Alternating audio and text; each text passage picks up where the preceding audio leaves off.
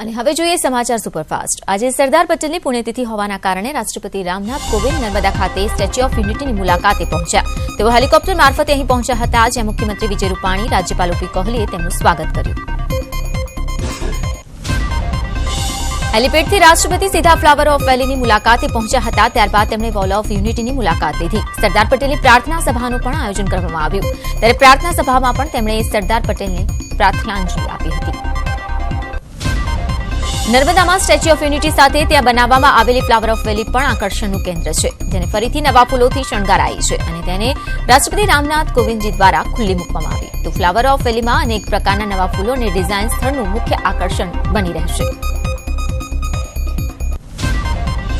વેલીની લંબાઈ 17 કિલોમીટર છે, જેમાં વિવિધ જાતિઓ સહિત 73 મૂળ સ્થાનિક વૃક્ષો અને ઝાડીઓની 115 પ્રજાતિઓનો સમાવેશ થાય છે, જે આગામી 26મી ડિસેમ્બર સુધી ખુલ્લું રહેશે।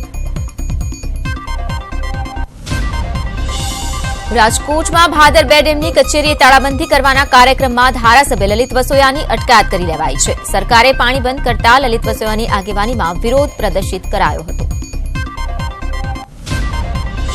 પાણી બંધ થતા ખેડૂતોના પાકને નુકસાન થવાની ભીતિ હતી, ત્યારે વિરોધને પગલે સવારથી જ ચુસ્ત પોલીસ બંદોબસ્ત ગોઠવી દેવાયો હતો। આ વિરોધને પગલે પોલીસે વિરોધ કરનારાઓની અટકાયત કરી લીધી। રાજ્યભરમાં ઠંડીનું જોર વધતા લોકો ઠૂંઠવાઈ રહ્યા છે। ઠંડા તેજ પવનના સૂસવાટા વચ્ચે રાજ્ય આખું ઠંડુગાર બન્યું છે। આજે 9.2 ડિગ્રી સાથે તાપમાન સૌથી વધુ જે રહ્યું છે ઠંડુ શહેર તે ડીસા નોંધાયું છે। તો ડીસા શહેરનું જે તાપમાન છે તેના કારણે સૌથી ઠંડુ શહેર તે નોંધાયું છે। આ તરફ નલિયાનું તાપમાન 9.8 ડિગ્રી નોંધાયું છે। અમદાવાદનું 11.2 ડિગ્રી અને ગાંધીનગરનું તાપમાન 11.4 ડિગ્રી નોંધાયું, જ્યારે કંડલાનું તાપમાન 11.7 ડિગ્રી નોંધાયું છે। ઠંડીથી બચવા લોકો ગરમ વસ્ત્રો અને તાપણાનો સહારો લઈ રહ્યા છે। તો આગામી દિવસોમાં ઠંડીનું પ્રમાણ હજી વધી શકે છે તેવી સંભાવના હવામાન વિભાગે વ્યક્ત કરી છે।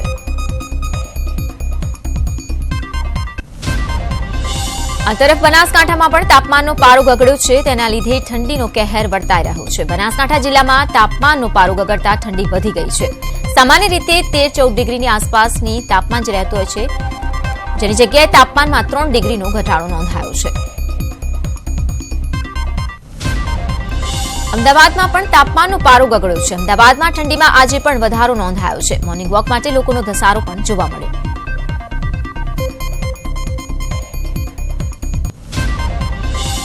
આ તરફ સમગ્ર સૌરાષ્ટ્ર સહિત દરિયાઈ વિસ્તારોમાં પણ ઠંડીનું જોર વધ્યું છે। દરિયાઈ પટ્ટી ગીર સોમનાથ ઠંડુગાર બન્યું છે। તો ઉત્તરથી ફૂંકાતા પવનોના કારણે ઠંડીનો વધારો નોંધાયો છે। તો ગીર સોમનાથમાં તાપમાનનો પારો ગગડતા છેલ્લા 2 દિવસથી સવારનું તાપમાન 18 થી 20 ડિગ્રી રહ્યું છે। સાબરકાંઠા જિલ્લામાં પણ ઠંડીનું પ્રમાણ વધતા જનજીવન અસ્તવ્યસ્ત થઈ રહ્યું છે। લોકો ઠંડીથી રક્ષણ મેળવવા નવા ઉપાયો કરી રહ્યા છે। ગરમ પીણા, ગરમ વસ્ત્રોનો ઉપયોગ થઈ રહ્યો છે। તો ઘણા લોકો તાપણાનો સહારો લઈ રહ્યા છે। ઉત્તર ભારતમાં બરફવર્ષાની સૌથી વધુ અસર પડી છે રાજસ્થાનના હિલ સ્ટેશન માઉન્ટ આબુમાં। માઉન્ટ આબુમાં તાપમાનનો પારો માઇનસ પર પહોંચ્યો છે અને આજે માઉન્ટ આબુમાં -1 ડિગ્રી તાપમાન નોંધાયું છે। તાપમાનનો પારો ગગડતા ઠેર ઠેર બરફ જામ્યા છે, તો સહેલાણીઓ પણ ઠંડીમાં ઠૂંઠવાયા છે। આ તરફ સરહદી કચ્છ વિસ્તાર પણ ઠંડીની લપેટમાં આવી ગયું છે। કચ્છ જિલ્લાના નલિયામાં દર વર્ષની જેમ આ વર્ષે પણ કાતિલ ઠંડી પડી રહી છે અને ઠંડીનો પારો 9.8 ડિગ્રી જોવા મળ્યો। ખાસ કરીને કચ્છમાં નલિયા સાથે માંડવી, ભુજ, કંડલા અને ગાંધીધામમાં પણ ઠંડીનું મોજું ફરી વળતા લોકો ઠંડીમાં પરેશાન થઈ રહ્યા છે। લોકસભાની ચૂંટણીને લઈને ભાજપ એક્શન મોડમાં આવી ગયું છે। રાષ્ટ્રીય અધિવેશનને લઈને આજથી કમલમ ખાતે બેઠકોનો દોર ચાલશે। 2 દિવસ સુધી સવારે 11 થી સાંજે 5 વાગ્યા સુધી કમલમમાં બેઠક યોજાશે। તો ભાજપના મહિલા મોરચાની 25 સમિતિઓ સાથે બેઠક થશે।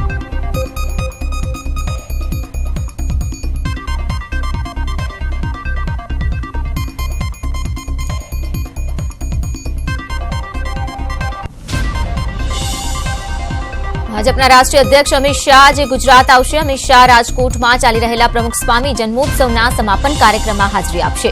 મુખ્યમંત્રી સહિત સૌરાષ્ટ્ર ભાજપના નેતાઓ પણ આ કાર્યક્રમમાં ઉપસ્થિત રહેશે। આજે કેન્દ્રીય કૃષિ વિભાગની 10 જેટલી ટીમો ગુજરાતમાં આવશે। આ ટીમો ગુજરાતના અછતગ્રસ્ત તાલુકાઓમાં જશે અને ત્યાંની કૃષિ, પાણી, ઘાસચારાની સમીક્ષા કરશે। કેન્દ્રની ટીમો કચ્છ, સુરેન્દ્રનગર, બનાસકાંઠા, પાટણ અને મોરબી જિલ્લાને પ્રાધાન્ય આપશે।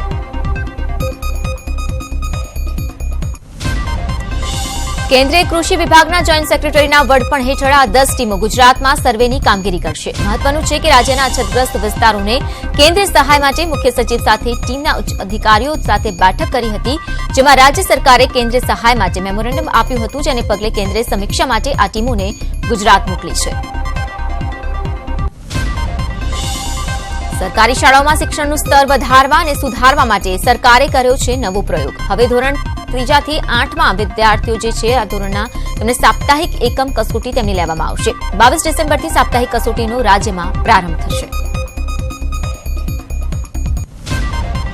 તમામ સરકારી પ્રાથમિક શાળાઓમાં સર્વશિક્ષા અભિયાન હેઠળ સાપ્તાહિક કસોટી લેવામાં આવશે. તો 38 લાખ કરતાં વધુ વિદ્યાર્થીઓની એકમ કસોટી લેવાશે.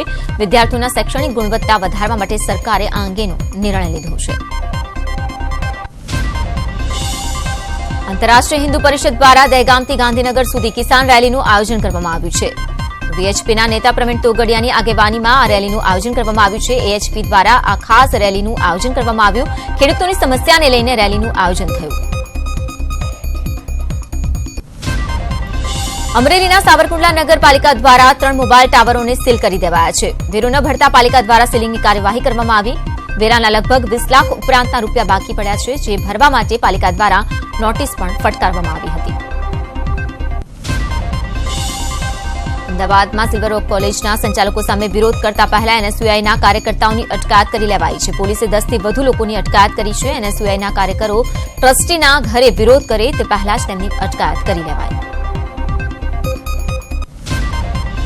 કચ્છ જિલ્લામાં પહેલા માતાના મઢ પાસે આવેલા ખાણથી દરરોજ 1000 ટ્રક લિગ્નાઇટ લઈને રાજ્યના અન્ય શહેરોમાં જતી હતી, પણ જીએમડીસી દ્વારા લિગ્નાઇટ કોટા ઘટાડી દેતા ટ્રાન્સપોર્ટ ઉદ્યોગને મોટું નુકસાન થઈ રહ્યું છે. ત્યારે કોટા વધારવા માટે ટ્રક માલિકોએ સ્થાનિક ધારાસભ્ય દ્વારા સરકારને રજૂઆત કરી છે.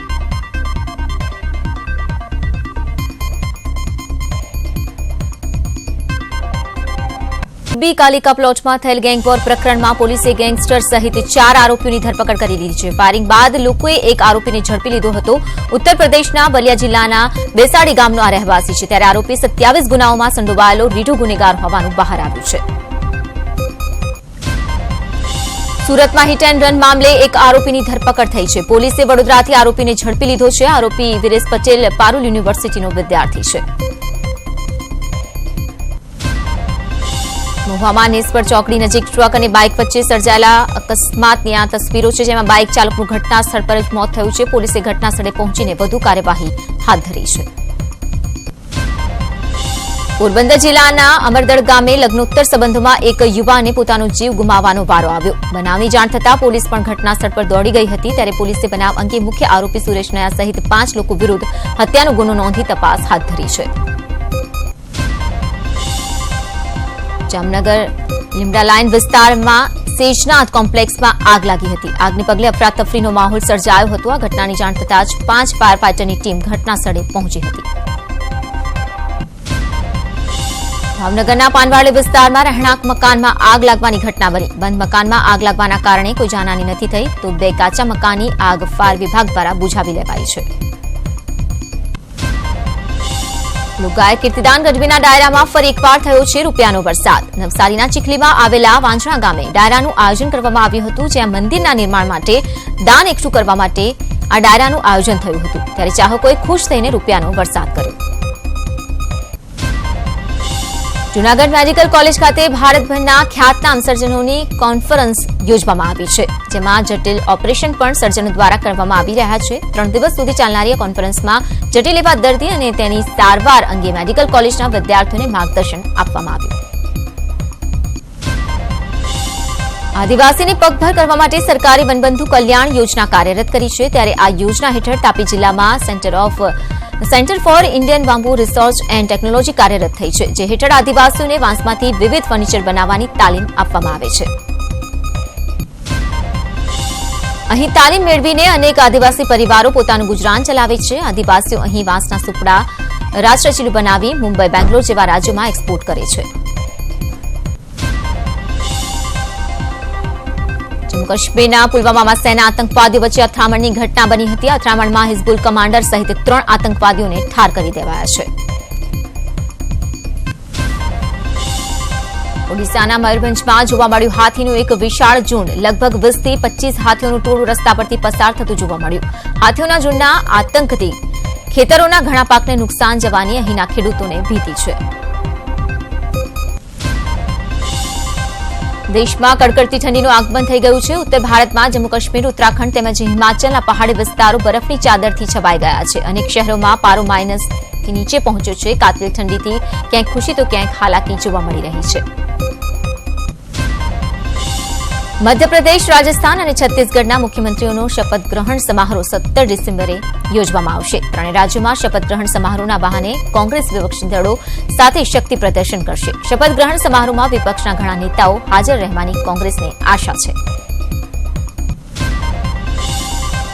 શ્રીલંકામાં નવી રાજકીય હલચલ શરૂ થઈ છે. મહિન્દા રાજપક્ષે વડાપ્રધાન પદેથી રાજીનામું આપી શકે છે. રાજપક્ષેના પુત્ર નમલ રાજપક્ષે ટ્વિટર પર આ જાહેરાત કરી છે. પાકિસ્તાનમાં એક ન્યૂઝ ચેનલને કરવો પડ્યો સરકાર અને સ્થાનિકોના રોષનો સામનો. પાકિસ્તાની નાણામંત્રી અસદ ઉમરના એક ઇન્ટરવ્યુમાં જાસૂસીના આરોપસર જેલમાં પાકબંધ ભારતીય નાગરિક કુલભૂષણ જાધવનું નામ હટાવવા પર સ્થાનિકોનો રોષ ફાટી નીકળ્યો. સાઉદી અરબ પાકિસ્તાનમાં કરવા જઈ રહ્યું છે ઇતિહાસનું સૌથી મોટું રોકાણ. પાકિસ્તાનના એક મંત્રી અસદ ઉમરે જણાવ્યું છે કે આ પેકેજની ઘોષણા ટૂંક સમયમાં થશે. તેમણે જણાવ્યું છે કે આગામી સપ્તાહે કેબિનેટની મંજૂરી માટે મોકલ્યા બાદ આ પેકેજની જાહેરાત કરી દેવાશે.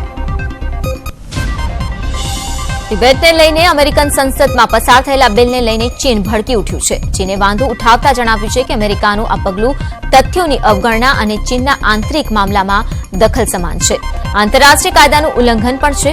અમેરિકન સંસદમાં મંગળવારે પસાર થયેલા બિલમાં ચીનના એ અધિકારીઓના વિઝ પર પ્રતિબંધ લગાવવાનો પ્રસ્તાવ છે કે જે અમેરિકન નાગરિકો, અધિકારીઓ અને પત્રકારોને તિબેટ જવાની અનુમતિ નથી આપતા. અમેરિકન રાષ્ટ્રપ્રમુખ ડોનાલ્ડ ટ્રમ્પે કાયદાકીય સ્કેન્ડલ મામલામાં પોતાને નિર્દોષ ગણાવ્યા છે. તેમણે આ મામલે દોષનો ટોપલો પૂર્વ એટર્ની માઇકલ કોહન પર ઢોળી દીધો છે. તેમણે જણાવ્યું છે કે કોહનને કાયદો તોડવાના આદેશ તેમણે ક્યારેય નહોતા આપ્યા. બ્રિટનની ઓક્સફર્ડ યુનિવર્સિટીને મળ્યું છે સન્માન. 200 કેમેરાની નજર હેઠળ રહેતી આ યુનિવર્સિટીના પરિસરમાં સ્ટાફ અને વિદ્યાર્થીઓ પર હાલ 200 કેમેરાથી નજર રાખવામાં આવે છે. ઉલ્લેખનીય છે કે 1990માં અહીં માત્ર 6 કેમેરા હતા. સૈફ અલી ખાન બાદ હવે અભિષેક બચ્ચન પણ ડિજિટલ દુનિયામાં પગ ભરવા જઈ રહ્યા છે. છેલ્લે અનુરાગ કશ્યપની મૂવી મનમરઝિયામાં નજર આવેલા અભિષેક હવે એમેઝોનની બ્રિજ 2 સિરીઝમાં ડેબ્યુ કરશે.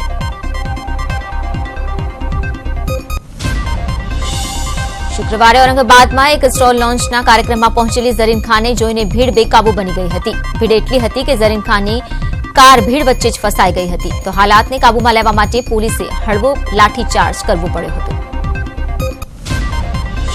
નિકલોડિયન કિડ્સ ચોઇસ એવોર્ડ 2018માં વરુણ ધવન અને આલિયા ભટ્ટે બાળકોના ફેવરિટ કલાકાર તરીકેનો એવોર્ડ જીત્યો છે. ફેવરિટ એક્ટર સિવાય વરુણે ફેવરિટ એન્ટરટેઇનર તરીકેનો પણ એવોર્ડ જીત્યો છે. બિગ બોસ 12નો વીકેન્ડ એપિસોડ ખૂબ જ ખાસ બનવા જઈ રહ્યો છે. એપિસોડમાં બે દિગ્ગજ સ્ટાર એટલે કે શાહરૂખ અને સલમાન ખાન એક સાથે જોવા મળશે.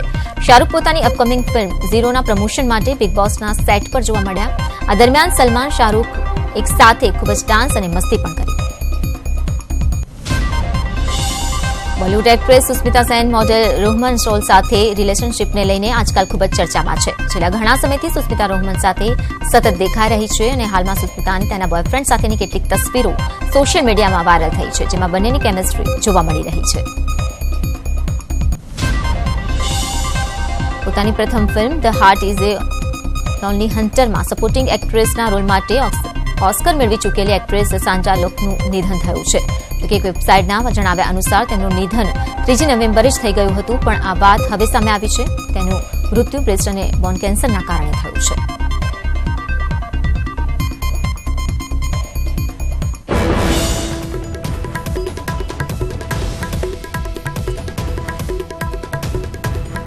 તો સુરતની ઘટના, જીઆઈડીસીમાં મેઇન રોડની દુકાનને નિશાન બનાવીને તસ્કરોએ તસ્કરી કરી છે.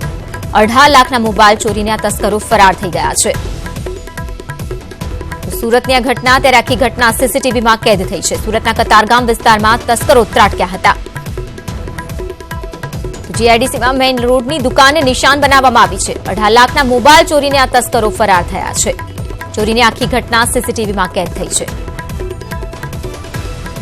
તો સુરતના કતારગામમાં તસ્કરોએ આ ઘટનાને અંજામ આપ્યો છે, જ્યાં મોબાઈલની શોપમાં તસ્કરોએ મોબાઈલ ચોરીને ત્યાંથી ફરાર થયા હોવાની આખી ઘટના જે સીસીટીવીમાં જોઈ શકાય છે.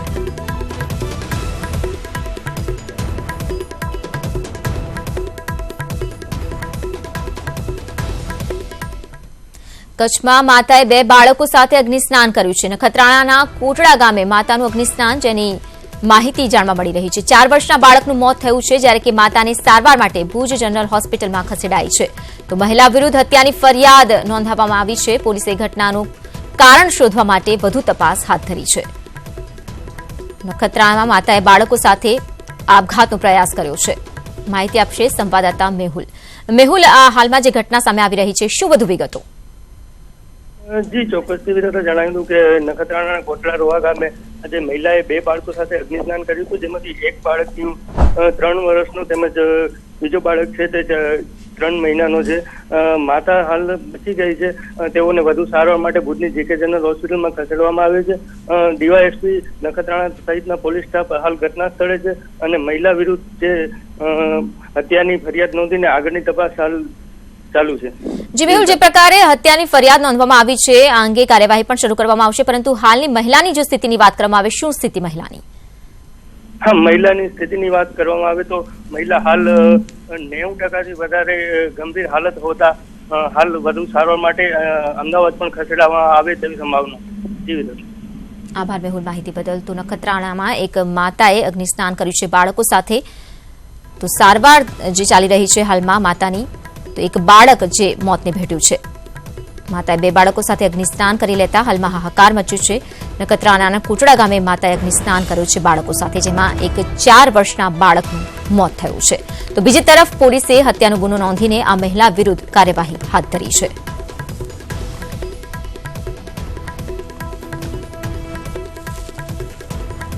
તો કચ્છના નખત્રાણાની ઘટના કોટડા ગામે માતાએ આપઘાત કરવાનો પ્રયાસ કર્યો હતો. અગ્નિસ્નાન કરીને 4 વર્ષના બાળકનું આ ઘટનામાં મોત થયું છે. તો આ ઘટનાનું કારણ જાણવા માટે પોલીસે વધુ તપાસ હાથ ધરી છે.